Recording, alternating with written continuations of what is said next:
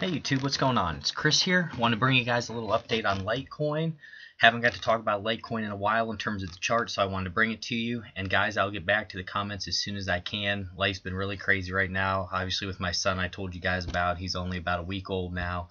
So I have that, and I'm running my personal training business, trying to take care of the house, help my wife, all that type of stuff. So I haven't been able to get back to your guys' comments. I apologize. I'll do the best that I can. But I wanted to bring this video to you, just kind of show you what I'm thinking, and I also have some good information to share with you. So if you guys could like, subscribe, all that, I really appreciate it. Helps the channel. Still fighting with YouTube. Haven't been monetized, anything like that. So all the thumbs up, all that would really help, guys. So what we're looking at here, we're really going to pay attention to moving averages. And what I want to read to you, I've really been studying this book. It's called Bear Market Game Plan, Strategies for Success in Choppy Markets. We've all heard the term, the trend is your friend, but a lot of times we really don't think about it. And I just wanted to read this little quote to you. Fighting the trend is as difficult as trying to swim upstream in a salmon river. You may be able to hold your ground for a minute or two, but eventually the trend will win and you'll be swept away with it. And it goes in really in depth all about the trend and using these moving averages to determine the trend and essentially how you don't want to try to fight this trend. And guys, the overall trend that we have been dealing with here, you can tell by these moving averages. You see how they're all up above and they're acting as resistance. So each time we try to make a little bit of a move, it's getting pushed back down. You can see all along here. And the moving averages we're going to be looking at today are the 100 moving average, so that's in the yellow, our 50 moving average, which is in the blue, our 20 EMA, which is in orange, then we have our 30 moving average, which is in the red.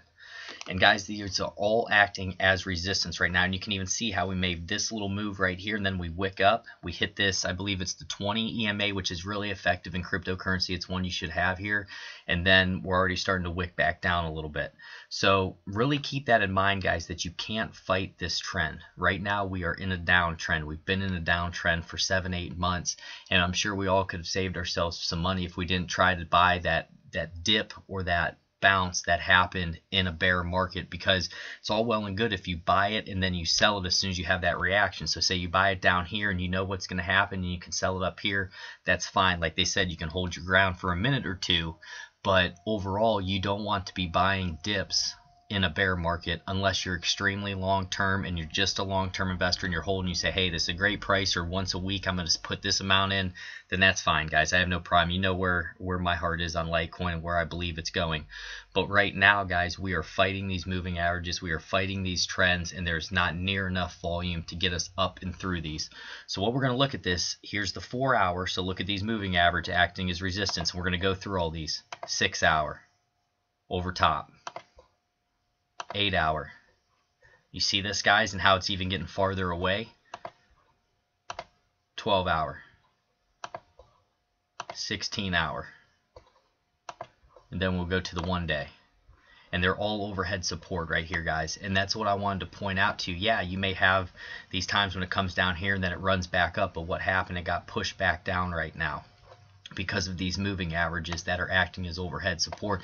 And you can see this one here, the 100-day moving average, guys, is up at 108, and that's more so where we should be. We should be up higher, but we've really fell in comparison to Bitcoin, even with all the good news. So that's what I wanted to bring to you today. I just want you to be careful, be cautious, and really look for these moving averages to change, like on the 1 hour chart. And then if all of a sudden they're acting as support, so we made it up above them on the 1 hour chart, then you go to the 4 hour chart, then you go to the 8 hour chart, then you go to the 12 hour chart until we have full support over top of those moving averages. And that's how you can identify it. So if a person's looking at this market right now with these moving averages, it's great if you're going to be going short, guys, because every time we get to this, look what happened. We hit the 20 moving average here. What happened? Sell off. We went up here, we made it to the 50 moving average. What happened? Sell off. Same again, 50 moving average, sell off. And then here I bet we could probably potentially come back up to the 20 moving average, and then we might have another sell off. So that's what I want to bring to you guys, because the moving averages, they're so important, and they're going to tell the story because they break down all the action that you're having with these candles, essentially over a longer period of time. And that's why I also have exponential moving averages, which are the weighted ones in the front. And then I also have just regular moving averages. A lot of people look at the 30 moving average. That's what this book said, really look at the 30 moving average for entering. A lot of people also look at the 50 and the 100, and these things become self-fulfilling prophecies because so many people are looking at them. And you can even see right now, guys, the price starting to go down. And let's look back at the 4 hour and see if we wick to that and getting pushed back down a little bit, which is always important to pay attention to. So here's on the 4 hour, you can see we wicked right up to that 20, and we're going to have to see where we close. The RSI is looking good, pointing straight up, but I just don't want you guys to get pump fake, because even right here, look at this nice V-shaped recovery. What happened? We came up here, came back down, kind of moved sideways, fell back down before we started making this move. But pay attention to those moving averages. And I also want to know if you guys, what you're doing. Are you investing long term? Are you buying all these dips that are taking place and you're just locking them up in your nano? Are you guys scalping? So basically you'd buy here and then you're selling up here, you know, just making quick flips. What are you guys doing? Because I want to hear about it, and I'll try to get back to you as soon as possible. But really pay attention to that, guys, until these moving averages change, and it's going to have to start on the 1 hour chart. So let's look at the 1 hour chart. So see, the 1 hour chart, we've made a little bit of progress here. We're up above a few of these, but we're running into that 100-day moving average at 77.82, and there's a good chance that we could get pushed back down again. But what I do like to see, at least on the 1 hour chart, is that we're starting to build a little bit of support here, guys. But you can see this red candle coming back in now. And that's where you really have to pay attention to things like that and look at the RSI dropping down. So you'll have these short little runs or reactions in a bear market, but in a bear market, say you wanted to play Litecoin or Bitcoin or all those throughout this time, that's no problem if you're going short the whole time. You just basically have to flip everything that you would do. You can't use bull market strategies in a bear market, and vice versa. If you try to short and do all that stuff in a bull market, you could have a lot of problems as well. But wanted to bring this to you guys, and then I wanted to do one more thing here and just take a look, because it's always good to go out on the chart. So guys, this is a really crucial area for us to hold here around that $72 or so, because we came close here, hit it here, been close here, and then here as well. And if you kind of draw this trend line, this is what we don't want to break, guys. So about right in there, because if we fall down there, then essentially this was just like a bear flag. Let me zoom out a little bit so you all can see. I hope you guys are having a wonderful day, and I hope you're getting more sleep than I am.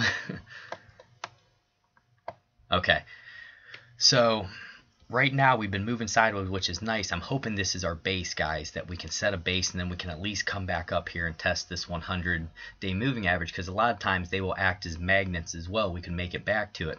But you see, when we made this massive run, where are all these moving averages? Do you see them acting as support?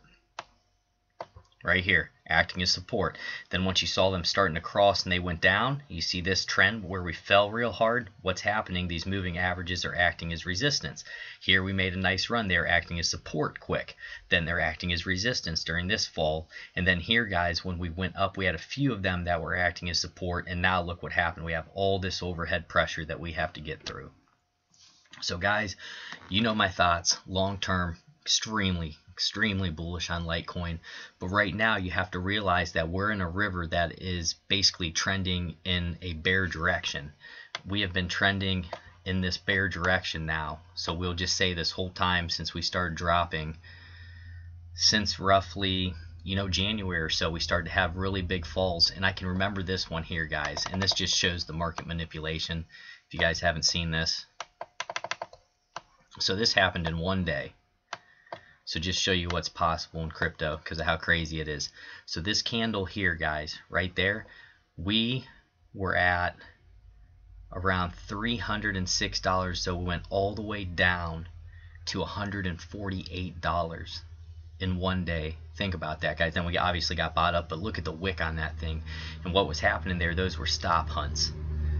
So people who had stop losses, that they just got wiped out through that, and then the price went back up. And then you can see the next day we're back over here at $258 or so.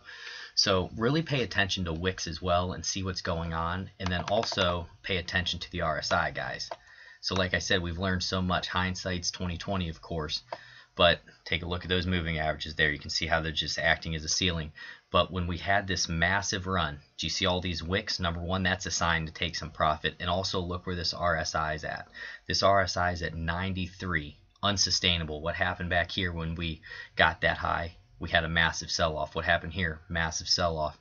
Even up here, guys, we got to 64, massive sell-off.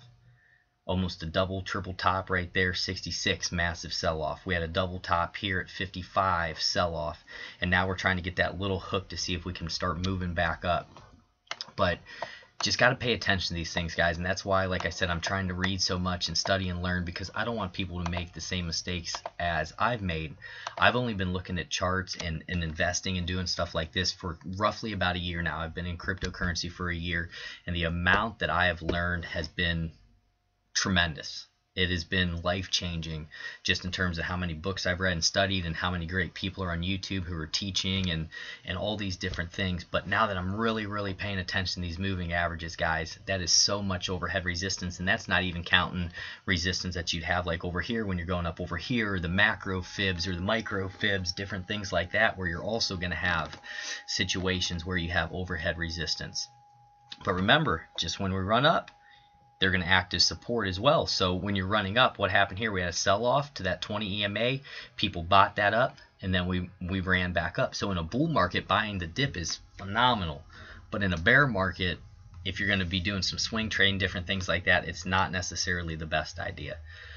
So guys, continue to study, continue to learn. I'll be here for you the best that I can. Like I said, I'm kind of in this little battle with YouTube. I have 22,000, I think it is now, watch hours, 3,200 or 3,300 subscribers, and they're still not monetizing my channel, and I've been qualified since February, so I'm not too sure what I'm going to do. I don't know if I need to go to another platform or different things like that, which I would hate to leave you guys, but I just, YouTube seems to be getting worse and worse in a lot of different scenarios, and letting people talk or voice their opinions, which I really don't know what I've done wrong to them. But just kind of a frustrating thing when you see all these other channels getting monetized and you're not, after you've put in hard work and really tried to do the best you can and be positive for people and help them out. So not sure where life's going to lead me on that, guys, but I appreciate all of you. I'll continue to do the best that I can. And if I do go to another platform, or if I go on to Patreon or something like that, I'll be sure to let you guys know.